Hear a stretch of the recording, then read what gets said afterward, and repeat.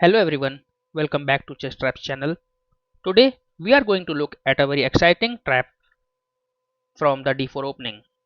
As you all know, when we play e4 as white, black has a lot of theory and many common responses. But many chess players are not very comfortable with theory once they move away from the standard positions. That is why today we are starting with the d4 opening. When we play d4, black cannot respond with e5 because this pawn will simply be captured. So the most natural reply is d5, and from here I am going to show you a very sharp variation where white deliberately sacrifices a pawn to create a strong attack. Now as white we play e4, offering our most important pawn. Black accepts the challenge and plays dx e4. This leads us into the Blackmar Gambit.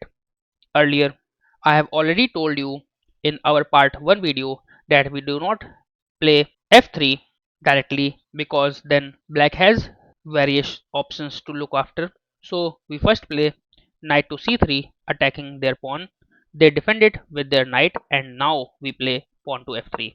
Now they have to take it and we do not take it by our knight defending our d4 pawn, but instead we play queen take, and now this pawn is undefended. So they take with their queen and we gain tempo by attacking their queen by our bishop. The queen sees this undefended pawn, so they play queen b4, and now we castle to support this pawn.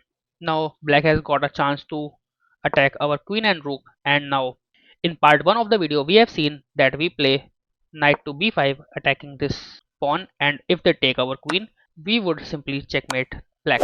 But in this video we will not discuss already discussed pawn to e5 move, but we will now discuss another option by black, that is knight to a6. Now this move defends c7 square, so black cannot give check. So here we will play queen takes on b7.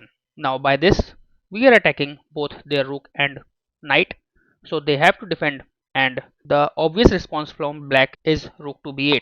Now this rook is defended by the knight, and if we take their knight then our rook is also gone, so we do not have to worry about all this. So from this move what we have to do is sacrifice our queen. Now we have taken their rook, and if they take our queen back then again knight to c7 is a checkmate. So this was one variation, but many of the players may not play rook to b8, but instead the best move from their side, that is queen to e4. Now by this move this queen is defended by the knight, and they are also defending their rook by the x-ray and in the same time attacking our bishop. So from here the move continuation you have to remember is queen takes knight, and from here we have to be very cautious. Why? Because now they can take our bishop and also they are giving check to us.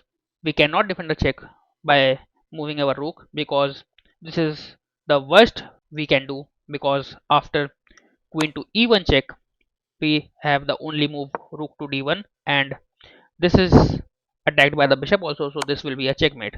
So simply if they give check we have to play king to b1, and now black since starting was trying to defend the c7 square because rook was covering the whole d file, but now black has got the option to take away our rook, and now knight takes on c7 wouldn't work because this file is open. So what we have to remember is give check by our queen, and after this they have to defend.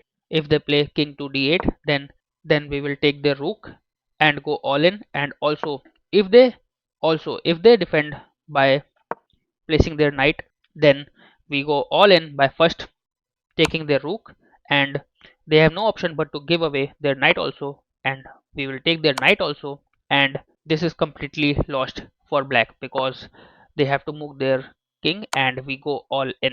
So this was the trap for Blackmar Gambit as white, and we can easily checkmate black in this Blackmar Gambit. Practice this gambit in your games, and I'll soon bring more parts covering different defenses and traps. Comment below which gambit you want me to explain next, and don't forget to like, share and subscribe. Thank you.